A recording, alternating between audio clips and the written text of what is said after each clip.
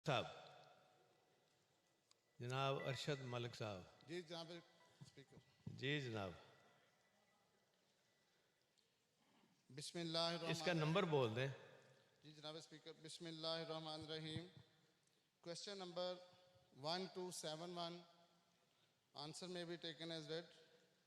जनाब स्पीकर, मैं आपके तवज्जो से मिनिस्टर साहब से पूछना ये चाहता हूँ कि ये जो प्रॉपर्टी टैक्स और प्रोफेशनल टैक्स ये इन्होंने जो लागू किया है साहिवाल में, मैं ये आपके ये चूँकि साहिवाल से मुतल्लिक मैंने सवाल किया था और साहिवाल से ही पूछना चाहता हूँ कि इन्होंने जो रेटिंग एरिया बढ़ाया है वो उसका क्या क्राइटेरिया है जो इन्होंने चकूक शामिल किए हैं ये नए पाकिस्तान में, जो जिन लोगों को ये टैक्स देने पे मजबूर कर रहे हैं, वो रेटिंग एरिया इन्होंने डिक्लेयर किया है, वो किन बुनियादों पे किया है, मैं ये पूछना चाहता हूँ जनाब।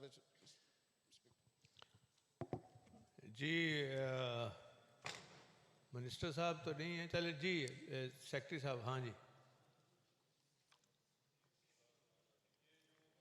माइक देना उनको। जनाब स्पीकर, ये क्वेश्चन नंबर 1271 हाँ जी, अरशद साहब का जो है, इसका जो रेटिंग एरिया है वो महकमा एक्साइज और लोकल गवर्नमेंट ये मिल के एक कमेटी है जो कि डिसाइड करते हैं इसमें जो भी कमी बेशी होती है, और जो भी रेटिंग एरिया बनाया जाता है उसके शेड्यूल मौजूद हैं कि उसमें रेजिडेंशियल के अलहदा शेड्यूल रेट है और कमर्शियल का अलहदा शेड्यूल रेट है। तो इस सवाल में वैसे इन्होंने इन चकूक का जिक्र नहीं किया था, अगर वो कर देते तो हम उसका उन चकूक के हवाले से उसका रेटिंग एरिया के हिसाब से शेड्यूल में बता देते। तो अगर कुछ स्पेसिफिकली ये पूछना चाह रहे हैं इसमें कुछ चकूक के हवाले से, तो वो हम जवाब देने को तैयार हैं। जी अरशद मलिक साहब।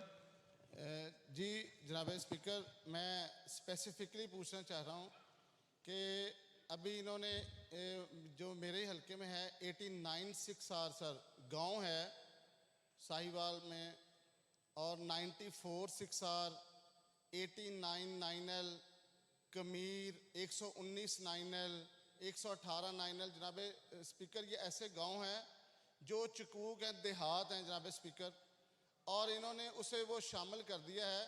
तो मैं आपके तवज्जो से, ये चूँकि अवाम की ये फलाह का और साहिवाल के लोगों पे इन्होंने टैक्स लगाया एक्साइज ने, तो मैं आपसे ये उम्मीद करता हूँ कि जनाब स्पीकर अगर इनके पास अभी ये जवाब नहीं तो मेरे सवाल को ये पेंड फरमा दें, तो इनसे इसी सेशन में जवाब मंगवा लें। इसमें एक चीज़ है कि ये एक्साइज के यहाँ आए हुए हैं सेक्रेटरी साहब। अच्छा, तो ये देखने वाली बात ये है कि दो तीन चीज़ें हैं जो मैं ये चाह रहा हूँ कि अगर तो ये देहात हैं, देहातों पर तो कोई एक्साइज का नहीं है टैक्स टुक्स, मैंने नहीं सुना आज तक।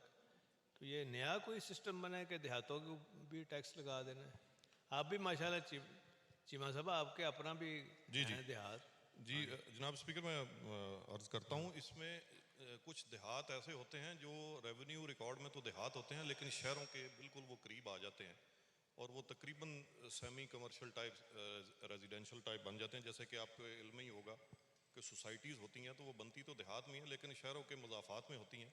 तो अगर ये जिन चकूक का जिक्र कर रहे हैं वो उनका जिक्र इनके सवाल में नहीं था, तो हम इनको उस इलाके का प्रॉपर जो शेड्यूल रेट्स हैं वो इनको पूरी एक कॉपी मुहैया कर देते हैं डिपार्टमेंट की तरफ से। अगर उसके बाद भी कोई सवाल हुआ तो फिर ये नए सिरे से सवाल अपना कर लें।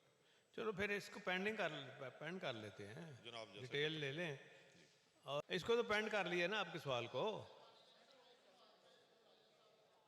सही है। हाँ उसी पे मैं एक बात आपकी इजाज़त से करना चाहता हूँ जी। जनाब स्पीकर, ये नारकोटिक्स के मुतल्लिक मैंने पिछले सेशन में ये बात की थी, और सर मैं आपके इल्म में और फ्लोर हाउस के इल्म में लाना चाहता हूँ कि ये जो नारकोटिक्स का अलहदा डिपार्टमेंट है ये पाकिस्तान मुस्लिम लीग नून के दौर में 2016 में जनाब बनाया गया है।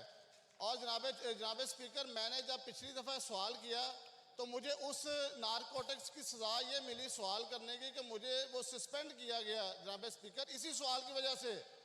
और सर इस वजह क्या थी कि यही मैंने आप वाली सर वो बात की थी कि नशा आम हो रहा है जनाब स्पीकर, और नशई आम फिर रहे हैं नशा बेचने वाले, तो कोई पूछने वाला नहीं है। चले तो वो